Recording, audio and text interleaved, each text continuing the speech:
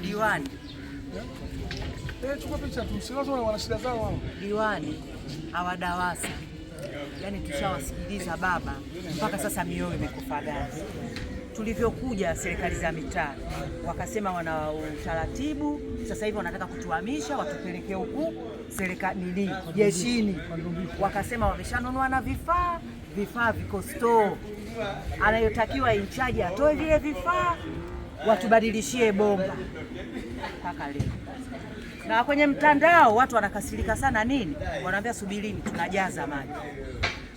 tunajaza maji, yakijaa maji kwenu yatatoka. Tunasubiri. Tutakaa mpaka siku mbili. Yanaishi hapo. Dumu tunanunua 700. Kuna mama anauza maji hapo. Dumu 700. Hayo maji sijui anakoyatoa. Ana madumu, ana lita 10,000 mawili na 5,000 mawili. Tunanunua dumu pale 300. Mpaka lifike kwako 700. Sasa yeye mwenzetu maji anayatoa wapi? Na Kibantu tunasikia DAWASCO anafanya kazi DAWASCO. Ambaye sasa hivi kaongeza matenki ndugu yangu. Tenki la 10,000 matatu, la 5,000 moja. Na pale hata gari ya maji haingii. Na sidhani kama gari ya maji kama linakuja kama gari la maji kama gari bado sijamaliza. Kwa kweli na uchungu. Sasa tunashangaa. Kibantu nini tawi la Yanga hili maana ndio tumesambaa mpaka huko. Yule mwenzetu maji anatoa wapi? Unasema ni mfanyakazi wa DAWASA. Ndio. Gari haingii hapo kwake na maana ananyonya haya maji, sisi ndio maana hatupate, ananyonya hayo maji. Yakitoka tu yeye anaazilia. Sasa mpaka ajaye matenki yake huku maji yameshakatika. Maji yanaweza kutoka pataje maji kwa namna hiyo? Maji yanatoka siku mbili. Upati hata tone ya kusema labda tone la maji limetoka. Sina ndani kwangu babu kiasi. Hicho maji ya chumvi tu yamejaa kila kona. Namba za simu DAWASA wanatupa. Kutoka hapo tu tukipiga hamna. Ukipewa namba hakuna anayejali. Kwanza mwingine anasema hatuji huko. Sasa bwana DAWASA. Nini? Shida huku sio mgao wa maji. Shida huku watu hawapati maji, wanapata kwa mafungu. Wana miezi 6 hajapata maji. Lakini hapo nyuma yanatoka, kwa bwana inabidi twende huko kama na pampu tutajua. Twende. Anayo kabisa. Alafu juzi walivyotoa kwenye ratiba wameandika hivi. Tawi la Yanga.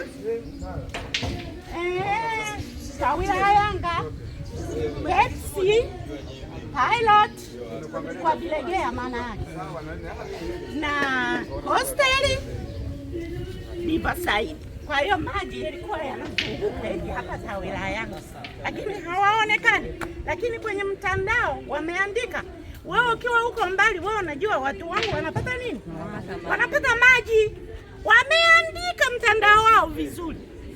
Hawaji hawa. Hawaji. Aliyeondoka aliacha mezani, aliacha mradi wa Rufiji, kwamba mradi wa Ruvu haitoshi tena kulisha Dar es Salaam. Kwa hiyo pamoja na hizi changamoto tulizonazo za pampu, lakini pia bado hata zikiwa imara haziwezi kulisha maji kwa 100% ili kutimiza yale matakwa ya maji ya kila siku. Kwa kwenye yale mahitaji ambayo yaliomo, la kwanza la pampu, sasa hivi serikali ishanunua pampu, bado hazijafungwa kwa kwenye mchakato. Pili, tuliomba mradi mwingine ili tuongeze sasa, hatuwezi kutegemea Ruvu peke yake. Mradi wa Rufiji tunategemea mwaka huu wa fedha wataanza kuujenga, maana tayari usanifu ushafanyika, kila kitu kimefanyika. Kwa sasa hivi tunasubiria tu serikali itenge hela iingie waanze kujenga. Lakini kwa changamoto ya tawi la Yanga, tuna changamoto kubwa moja ambayo ni na hii pressure tunayoizungumzia inatokana na sababu zifuatazo. Maji yanatoka kwenye bomba la inchi 22 linalopita barabara ya Mandela. Yanavyoanza kuja yanaanzia Mabibo hostel, yanapanda yanakuja huku juu, yakifika pale mbele Pepsi yanagawanyika kuna yanayoshuka kwa Mbonde, yanaenda kwa Bilgea, yanapandisha Tawila. Kwa maji yakiwa na pressure, yanavyoanza, wanaoanza kunufaika ni wale wa kule chini. Kwa wakishakuwa wanajaza, ule mtandao unazidi kuongezeka, maji yanakuwa yanasogea, na maji huwa yanasogea hivi. Haya maeneo Mchina aliwaza mabomba. Mchina alivyokuwa na wateja wengi walioungiwa kipindi cha Mchina, alikuwa anafunga, kuna kitu kinaitwa fera, alikuwa anatobolea juu. Bomba lisipokuja na maji ya kutosha, likawa maji yako hivi hapa, maji haina maana hayajafika, huyu hawezi kupata.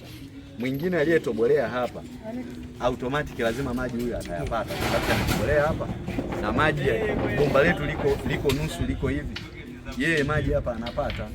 Ndio maana unakuta nyumba ile yanatoka, nyumba hii haitoki, kwa sababu na maana bomba letu halijajaa full. Ndio maana mwanzo, kwenye mgao wa mwanzo, maji yalikuwa yanatoka siku hizi mbili. Katika hizi siku mbili tulikuwa tunahakikisha watu wa chini wamejaza maji ya kutosha, ili siku ya pili watu wa juu ndo wanapata. Na Mama Kalia nadhani yuko vizuri.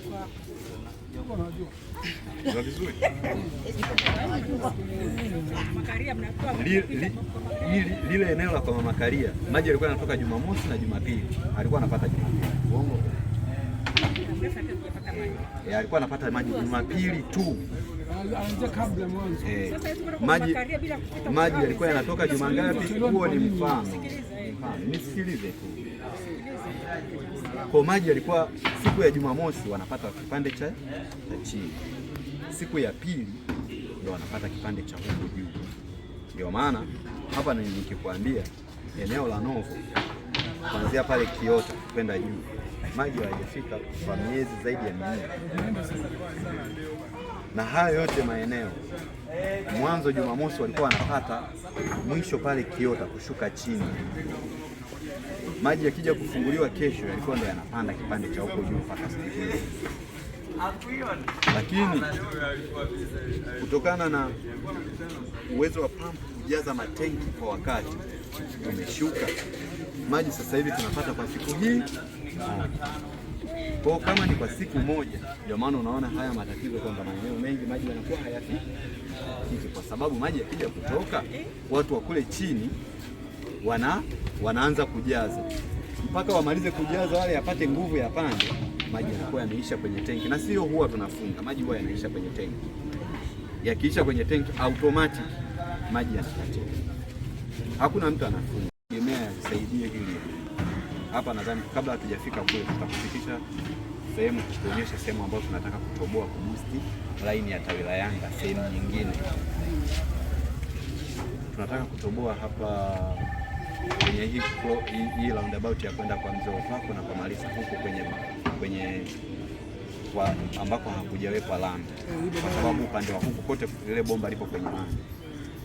Mchakato wa kukata lami ni changamoto. Nadhani Mheshimiwa Diwani tulishakushirikisha mara nyingi kwenye baadhi ya maeneo tunataka kukata. Mchakato wake ni mzuri. Kwa kile kipande ambacho bado hakijawekwa lami ndio tunataka tukate ile barabara. Tutoboe kwenye bomba la chuma. Tumeshaomba vifaa, tumeomba fedha kwa ajili ya kuunganisha pale. Nadhani haitafika mwezi wa 4 tutakapofikia. Haitafika. Ni ndani ya huu mwezi mpaka mwezi wa 3 mwanzoni tunaweza kupata maji nzuri.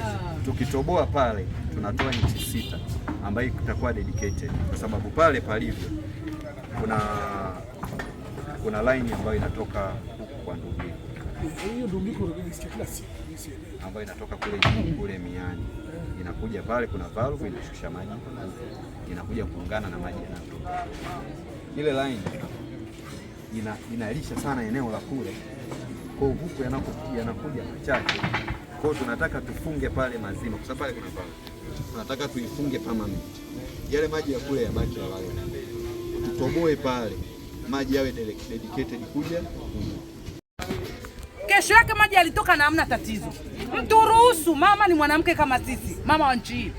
Watoto wadogo, huyu mtoto hapa unamwogesha na maji, twende kwenye kisima ukakione kile kisima.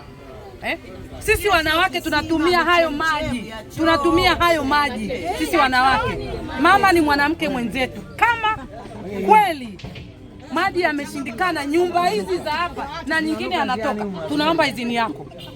Tumechoka. Saa 10 sisi tuko macho, tunaweza tukaongea tu, watu wanajibu simu. Saa 10 tuko macho, na saa 10 hiyo, saa 11 maji hamna. Maji yakitoka, hizo nyumba tunazokuambia yanaanza kutoka labda saa 6 mchana. Si tunaenda tunakuta foleni iko kule, hao wenye manini mota hizo mpaka wajaze. Ikifika saa 5 diwani, ikifika saa 5, ikifika saa 3 tunarudi na madumu yetu. Wiki iliyopita tu ya Jumapili shahidi, hata ukienda kwenye mabomba yenyewe unaona kabisa kwamba hapa hamna maji ya jana wala juzi.